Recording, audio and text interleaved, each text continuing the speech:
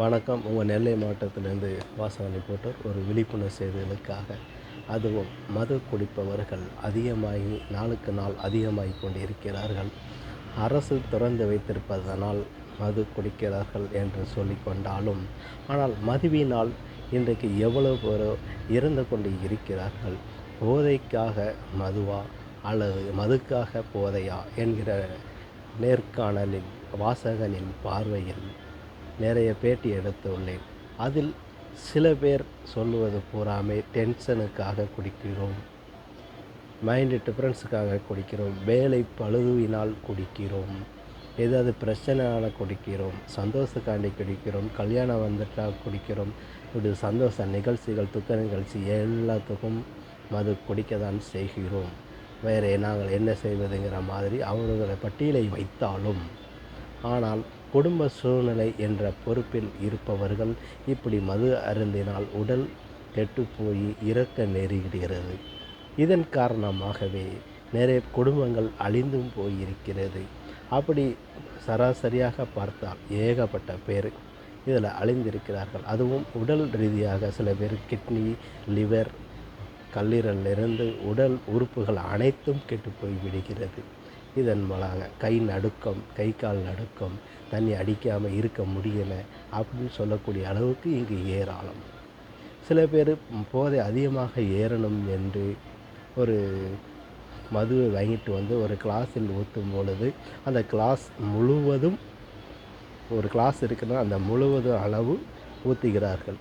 இந்த அளவுக்கு ஊற்றிவிட்டு சிறிதேனும் தண்ணியை ஊற்றுகிறார்கள். இதன் மூலமாக நமக்கு போதை அதிகமாக மாறும் அப்படி என்று குடித்து அந்த உடலை முழுவதும் வெந்து புண்ணாக்கி வம்பாக்குகிறார்கள். கடைசியில் உடல் முழுவதும் பிரச்சனைக்குரியதாக ஆகிறது. கடைசியில் மருத்துவமனைக்கு போய் ஒன்றும் செய்ய முடியாத சூழ்நிலைக்கு டாக்டர்கள் அறிவுறுத்துகிறார்கள். கிரிட்டிக்கல் அண்ட் ரெசிஸ்டன்ட் அந்த அளவுக்கு இருக்கிறது என்று சொல்கிறார்கள். அப்போ என்ன தான் நாம் அந்த இடத்துல மருந்து கொடுத்தாலும் மருந்தின் வேலையை விட அங்கே மருந்தின் வேலைக்கு இடமில்லாமல் போகிறது. ஆகவே மதுவை குறையுங்கள். அப்போ மது குடிக்க முடிவாகி போயிட்டது உங்களுக்கு. அப்போ அந்த மதுவில் குடிக்கும் போது அதிகம் தண்ணீர் சேர்க்க வேண்டும். தண்ணீர் சேர்ப்பதே கிடையாது. இங்கே இன்னும் சொல்ல போனால் அப்படியே உடச்சி ராவா குடிக்கிறவங்க தான் அதிகமாக இருக்கிறாங்க இதில். இப்போ இடையில கூட நீங்கள் ஒரு ஊரில் ராவா யார் குடிக்கிறாங்களோ அவங்களுக்கு 5000 ப்ரைஸ்ன்னு சொன்னாங்க. உடனே ஒரு பையன் என்ன பண்ணிட்டான், அது ராவா குடிச்சிட்டான். ராவா குடித்து 5000 ப்ரைஸை வாங்கிட்டான். ஆனால் ஆளுங்காலி. 5000 ரூபாய்க்காண்டி உயிரே போயிருக்கிறது இந்த சமூகத்தில். ஆக எத்தனையோ இன்னல்களையும் இந்த மதுபானம் கொடுக்கிறது. இருப்பினும் அதில் தான் இன்று வரைக்கும் குடித்து கொண்டு இருக்கிறார்கள். ஆக உடல் ரீதியாக இந்த அளவுக்கு சிக்கல்கள் வந்து கொண்டு இருக்கிறது. இன்னும் மதுவை இன்னும் போதை ஏற்றணும் என்று சொல்லிக்கொண்டு மெடிக்கல்களிலே போயிட்டு, அதாவது ஸ்லீப்பிங் டோஸை வாங்குகிறாங்க அல்லது போதை மாத்திரையை கட்டாயப்படுத்தி வாங்குகிறாங்க.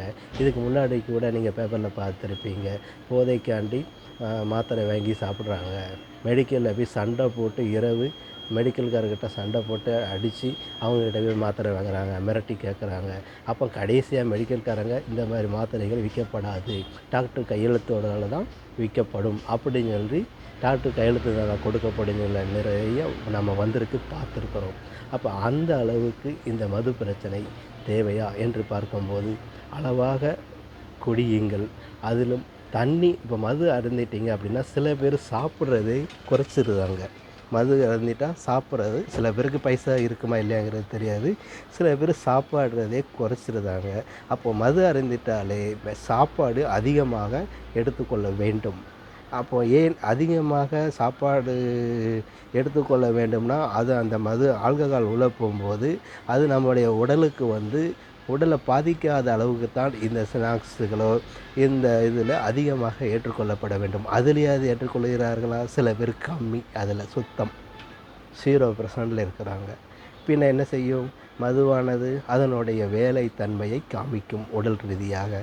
இதிலிருந்து என்ன தெரியுது அப்படின்னு கேட்டிங்கன்னா, உடலை நாமளே அழித்து கொண்டு இருக்கிறோம் காலங்காலமாக. ஆகவே இந்த மதுவில் இருந்து விடுபடுங்கள் என்று நாம் சொன்னாலும் அரசே வைத்திருக்கிறது. அதற்கு நாம் சொல்கிற தேவை இல்லை. இருப்பினும் உயிர் வாழ்வது என்றமோ ஒரு உயிர் தான். அந்த உயிரை எப்படி பாதுகாத்து கொள்வது உங்களுடைய கடமை. நீங்கள் மது குடிக்கிறீங்கன்னா அது உங்களோட மட்டும் சார்ந்தது அல்ல.